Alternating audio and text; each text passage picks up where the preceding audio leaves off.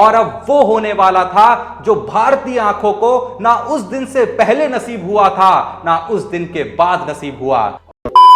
कई बार हम जिंदगी में ऐसे कुछ मैच देख लेते हैं जो हमारे दिमाग के किसी कोने में एक अपनी अलग जगह बना लेते हैं, पर किसी भी मैच को दुनिया भर के दिमाग के कोने में जगह बनाने के लिए क्या चाहिए होता है कि वो मैच बहुत ही इंटरेस्टिंग हुआ हो, वो मैच एकदम आखिरी तक गया हो। पर असल में आपको पता है कि सबसे ज्यादा मेमोरेबल कोई भी मैच कैसे बनता है, जब उसमें कुछ ऐसा हुआ हो जो आज तक कभी नहीं हुआ। और जब मैं कहता हूं कभी नहीं तो मेरा मतलब है कभी भी नहीं। बात थी 2010 आईपीएल की। हां, वही सीजन जहां मैंने कहा दुनिया वो देखने वाली थी जो अभी तक कभी नहीं हुआ। खेला जाना था उस सीजन का 54वां मैच जो था पंजाब और चेन्नई सुपर किंग्स के बीच। इस मैच से पहले जहां पंजाब ऑलरेडी प्लेऑफ से बाहर हो चुकी थी, तो सीएसके को कैसे भी करके यह मैच जीतना ही जीतना था अगर उसे प्लेऑफ में अपनी जगह बनानी थी। इस निर्णायक मैच में चेन्नई के कप्तान एमएस धोनी ने टॉस जीत के पहले बल्लेबाजी का फैसला करा, पर यह फैसला बहुत ही बुरे तरीके से चेन्नई के खिलाफ गया, क्योंकि जयावर्धने ने उस मैच की शुरुआत एक आध चौके लगा के नहीं बल्कि मैच के पहले ही ओवर में 2 छक्के लगा के करी। और फिर शॉन मार्श और जयावर्धने ने इतनी ज्यादा हिटिंग करी कि उन्होंने 2.5 ओवर में 34 रन जड़ दिए थे, लेकिन तीसरे ओवर की लास्ट बॉल पे ही एलबी मॉर्कल ने जयावर्धने को मिड ऑफ पे कैच आउट करा दिया। और अब पिच पे शॉन मार्श का साथ देने आए पंजाब के कप्तान कुमार संगक्कारा। उसके बाद मानो चेन्नई विकेट के लिए तरस सी गई जब दोनों तरफ से बाउंड्रीज की बारिश सी होने लगी। देखते ही देखते पंजाब ने 10 ओवर में 90 का स्कोर खड़ा कर दिया था। सीएसके को जरूरत थी कि जल्द से जल्द इस पार्टनरशिप को ब्रेक करे, और तभी 11वां ओवर लेकर आए अश्विन ने संगक्कारा को क्लीन बोल्ड मार दिया।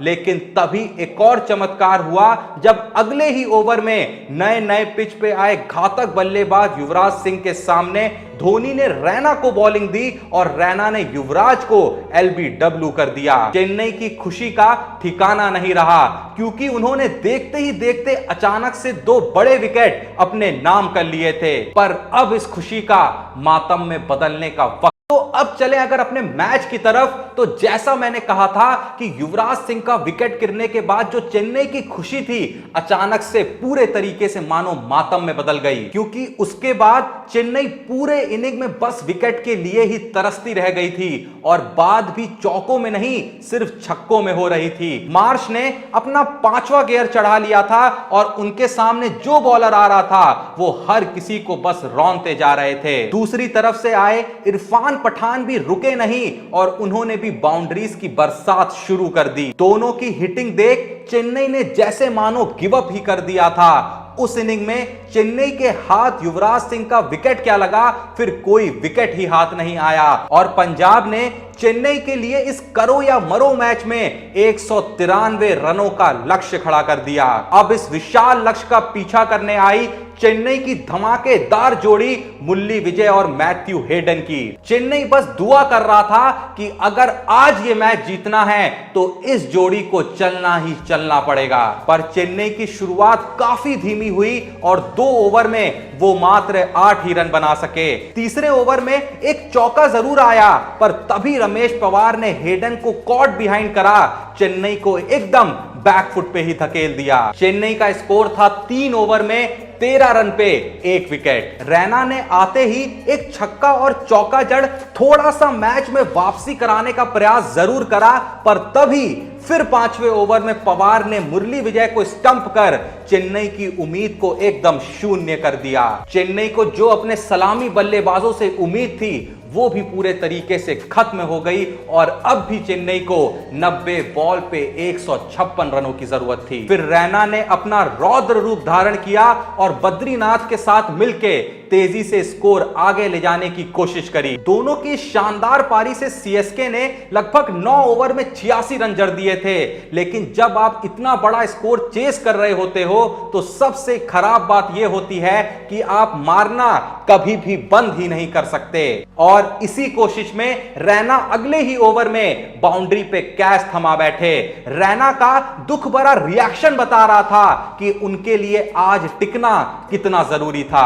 अब भी सीएसके को 10 ओवर में 104 रनों की जरूरत थी और अब सीएसके एक विकेट भी खोना अफोर्ड नहीं कर सकता था। अब बद्रीनाथ का साथ देने आए कप्तान एमएस धोनी और फिर बद्रीनाथ और धोनी ने कुछ चौके लगा स्कोर को और करीब ले जाने का ट्राई करा, जिसमें वो सफल भी होते दिखाई दे रहे थे। वैसे तो बद्रीनाथ हिटिंग के लिए बिल्कुल जाने नहीं जाते थे, पर आज वो अपने जीवन की बेस्ट पारी खेलते हुए नजर आ रहे थे। चेन्नई को जब जरूरत थी 22 बॉलों पे 49 रन की, तो फिर से बद्रीनाथ ने छक्का जड़ अपना 50 पूरा कर लिया। कसम से जिसने भी ये मैच उस दिन लाइव देखा था ना, तो उस दिन देखने वालों की जो धड़कनें थी वो धड़क नहीं रही थी बल्कि भड़क रही थी। पर दुख की बात यह रही कि 50 पूरा करते ही बद्रीनाथ स्टंप्स हो गए। अब भी चेन्नई को 20 बॉलों पे जरूरत थी 45 रनों की, अगर उसे प्लेऑफ में क्वालिफाई करना था तो। अगली 4 बॉलों पे